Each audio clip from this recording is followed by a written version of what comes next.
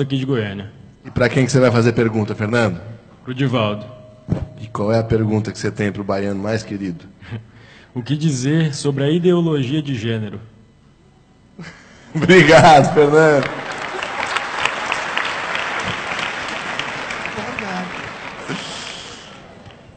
Pinga fogo, Di.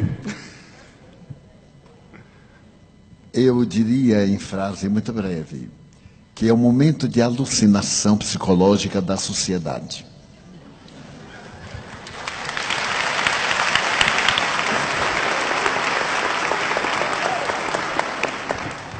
Em uma entrevista que recomendamos, Iraci Campos, do Centro Espírita Joana de Ângeles, da Barra da Tijuca, entrevistou o nosso Haroldo a esse respeito. E as respostas, como as perguntas, muito bem elaboradas, propiciaram a Haroldo abordar a questão do ponto de vista legal, moral, espírita e social. Vale a pena, portanto, procurar na internet esse encontro de Iraci Campos com Haroldo Dutra. Haroldo disse, em síntese, eu peço licença a ele, que se trata de um momento muito grave da cultura social da Terra e que é naturalmente algo que deveremos examinar em profundidade, mesmo porque nós vamos olhar a criança, graças à sua anatomia, como sendo o tipo ideal. E a criança, nesse período, não tem discernimento sobre o sexo.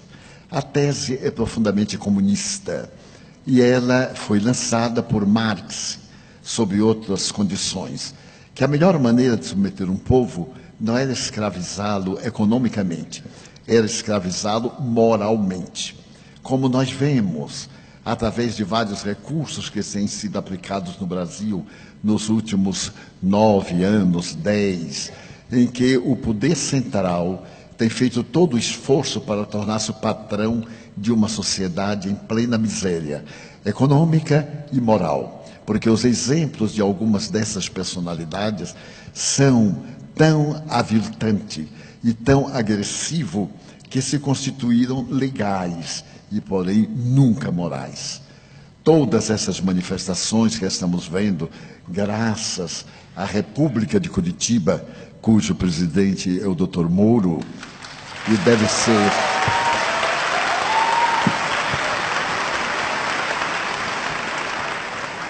o desnudar da hipocrisia e da criminalidade.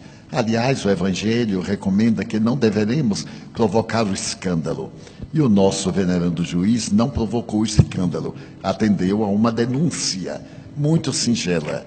E, no entanto, levantou o véu que ocultava crimes hediondos, profundos, desvio de dinheiro que poderia acabar no Brasil com a tuberculose, com as enfermidades que vem atacando recentemente, poderia educar toda a população e dar-lhe o que a nossa Constituição exige: trabalho, repouso, dignidade, cidadania.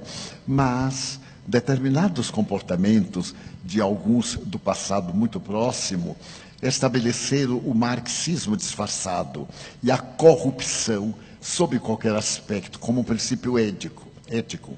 A teoria de gênero é para criar na criança, no futuro cidadão, a ausência de qualquer princípio moral. Uma criança não sabe discernir, somente tem curiosidade. No mesmo banheiro, um menino e uma menina irão olhar-se biologicamente, sorrir e perguntar o de que se tratava aquele aparelho genésico, que é desconhecido. Então, nós devemos repudiar de imediato e apelar para aqueles em quem nós votamos, somos responsáveis, e gritar para eles que somos contra, totalmente contra, essa imoralidade ímpar.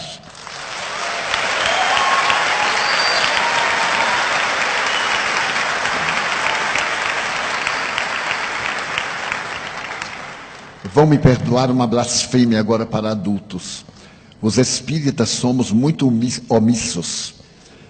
No nome falso e na capa da humildade, achamos que tudo está bem, mas nem tudo está bem. É necessário que nós tenhamos voz. O apóstolo Paulo jamais silenciou ante o crime a imoralidade, e Jesus, muito menos.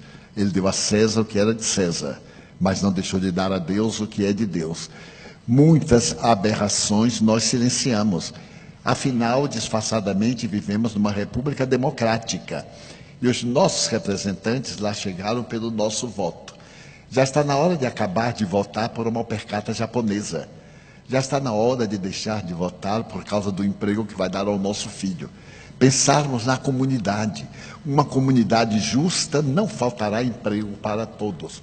Uma sociedade justa, de homens de bem, de mulheres dignas, naturalmente estabelecerá as leis de justiça e de equidade. Então nós evitaremos essas aberrações. O aborto provocado, esse crime hediondo que está sendo tentado tornar-se legal, por mais que seja legal, nunca será moral. Não somos contra quem aborta por essa ou aquela razão. Falamos em tese, matar é crime, seja qual for a aparente justificativa. E agora, com a tese de gênero, estamos indiferentes. E de um momento para outro, pela madrugada, os nossos dignos representantes adotam. Falávamos ontem a respeito de cartilhas do Ministério da Educação depravadas para corromper as crianças e que as escolas estão devolvendo ao Ministério. Que Ministério de Educação é esse? Que estabelece fatos?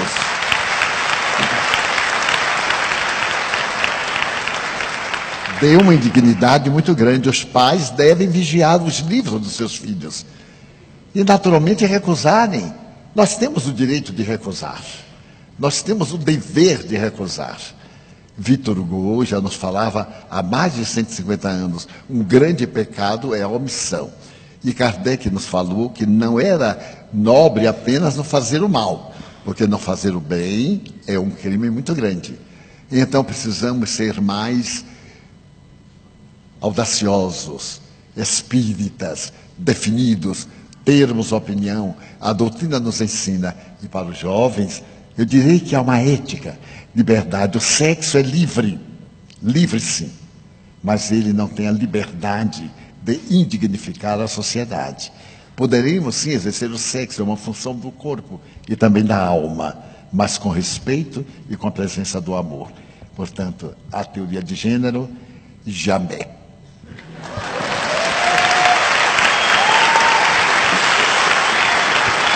Muito bem.